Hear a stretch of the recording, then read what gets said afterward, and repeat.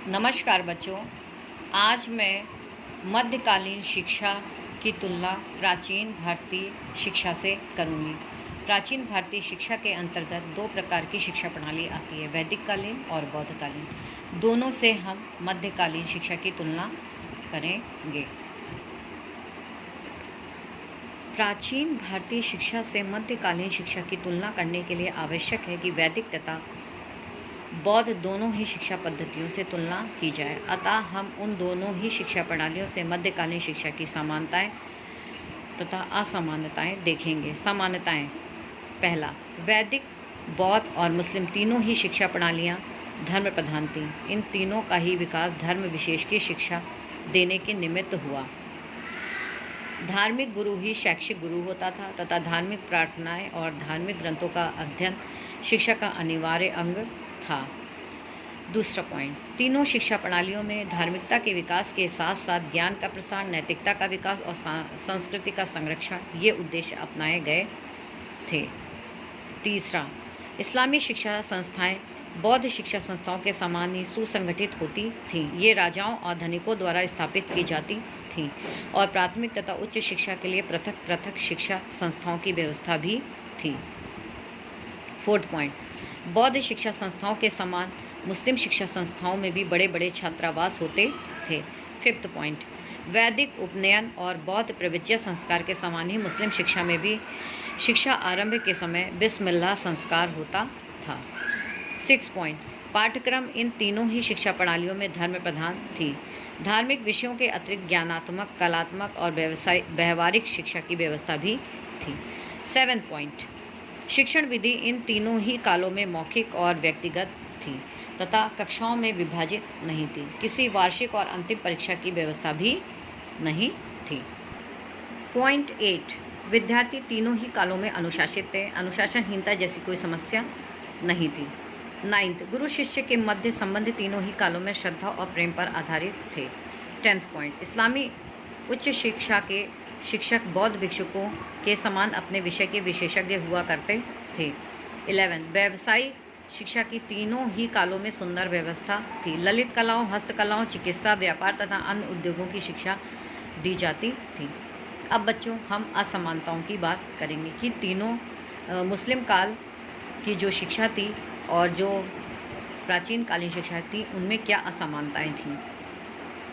Point first, मुस्लिम शिक्षा वैदिक और बौद्ध शिक्षा के समान धार्मिक तो थी किंतु उसमें आध्यात्मिकता नहीं थी। सत्यम, शिवम, सुंदरम जैसे आध्यात्मिक मूल्यों का भी कोई स्थान नहीं था।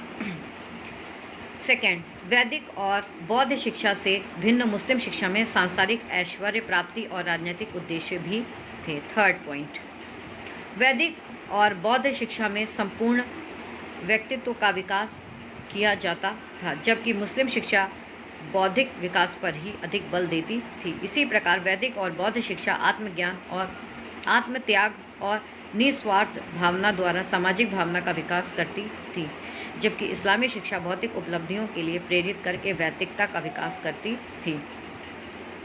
फोर्थ पॉइंट, मुस्लिम शिक्षा संस्थाएं वैदिक गुरुकुलों से पूर्णतया भिन्न थी। गुरुकुल के पारिवारिक वातावरण के विपरीत उसमें औपचारिकता थी।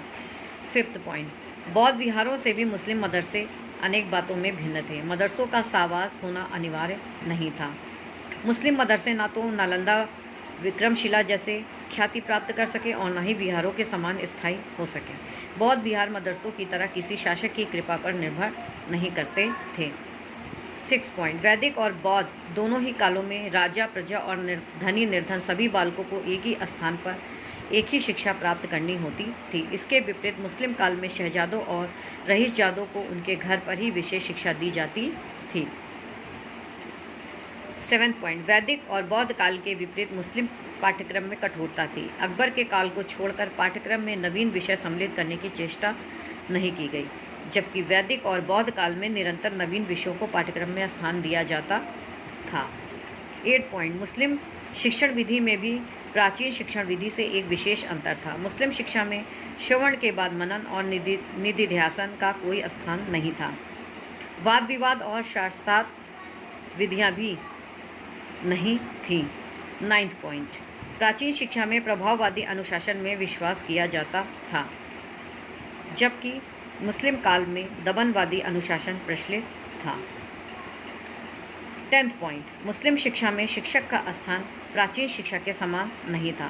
प्राचीन काल में शिक्षक एक स्वतंत्र व्यक्ति था, जबकि मुस्लिम काल में एक राज कर्मचारी था। प्राचीन काल में शिक्षक पर ही शिक्षा के संचालन और प्रबंध का पूर्ण दायित्व था, अतः उसके अधिकार भी बहुत थे। मध्यकाल में शिक्षा संचालन और प्रबंध में शासक हस्तक्षेप करते थे। 11th पॉइंट, मुस्लिम काल में प्राचीन काल के समान विद्यार्थी ब्रह्मचारी नहीं होते थे, न ही कठोर जीवन व्यतीत करते थे। मध्यकाल में गुरु शिष्य संबंध भी प्राचीन काल के समान अंतरंग और निस्वार्थ नहीं थे। और अंत में 13 पॉइंट है, प्राचीन शिक्षा के विपरीत मध्यकाल में स्त्री शिक्षा की कोई व्यवस्था नहीं थी। इस प्रकार मध्यकालीन शिक्षा प्राचीन शिक्षा में कुछ बातों में समान थी, किंतु इन दोनों प्रणालियों में असमानताएं ही अधिक थीं। वास्तव में मध्यकालीन शिक्षा ना तो प्राचीन भारतीय शिक्षा जैसे उच्च आदर्श ही थे और ना ही उनमें वैसी महान परंपरा विकसित हो सकी थी। शिक्षा के प्रत्येक अंग के दृष्टिकोण से मध्यकालीन शिक्षा प्राचीन शिक्षा के स्तर तक नहीं पहुंच सकी थी। बच्चों, आज आपका मध्यकालीन शिक्षा समाप्त होता है चैप्टर। अब मैं आपको नए चैप्टर की ओर ले जाऊंगी, लेकिन उससे पहले चैप्टर के क्वेश्चन और आंसर भी आपको कंप्लीट करने हैं और उसे लर्न भी करना है। केवल कॉपी में क्वेश्चन आंसर लिखने से कुछ भी नहीं होता है, उसको याद भी करना ज़रूरी है। चूँकि इस समय आप घर पर ही हैं और आपके पास सफिशिएंट टाइम है, इसलिए उसको किल मत करिए, उसको बर्बाद मत करिए। बच्चों, मैंने आपको पिछले समय पे विस्तृत उत्तरीय एक प्रश्न दिया था। विस्तृत उत्तरीय प्रश्न के अंतर्गत सेकंड प्रश्न था, वो था मध्य युग में या मध्यकालीन शिक्षा की प्रमुख विशेषताओं की व्याख्या कीजिए। Question number 2। इसको मैंने कहा था कि लॉन्ग आंसर टाइप क्वेश्चन है, इसलिए आपको लंबा लिखना है। उसके बाद बच्चों अब मैं आपको बताती हूँ कि आपको लघु उत्तरीय प्रश्न करने हैं, यानी शॉर्ट आंसर टाइप क्वेश्चन, अति लघु उत्तरीय प्रश्न करने हैं। उसके बाद आप निश्चित उत्तरीय और बहुविकल्पीय प्रश्न कॉपी में करेंगे। सबसे अच्छी बात यह है बच्चों कि आपको केवल दीर्घ और लघु उत्तरीय प्रश्नों को कॉपी में करने से पहले बुक से देखकर करना है, छांट कर करना है। लेकिन अति लघु, निश्चित उत्तरीय और वैकल्पिक में किसी भी प्रकार के परिश्रम की आवश्यकता नहीं है, क्योंकि इनका आंसर आपको अच्छे से पता है कि वो नीचे दिया हुआ है। सब जितने भी क्वेश्चन लिखे हुए हैं अति लघु में, उसका आंसर नीचे दिया हुआ है और निश्चित उत्तरीय का आंसर क्वेश्चन के जस्ट नीचे दिया हुआ है। ये क्वेश्चन है और ये उसका आंसर है। बहुविकल्पीय जो आपका है बच्चों, उसका भी आंसर पीछे दिया हुआ है। ये है आपका आंसर, इसको भी कॉपी में करना है। बच्चों, एक बात मैं आपको बता दूं कि लघु उत्तरीय, दीर्घ उत्तरीय, निश्चित, अति लघु और वैकल्पिक जितने भी क्वेश्चन आंसर आपको करने हैं, बुक में मैं पेंसिल से मैंने टिक लगा दिया है, उसी को कॉपी में करना है।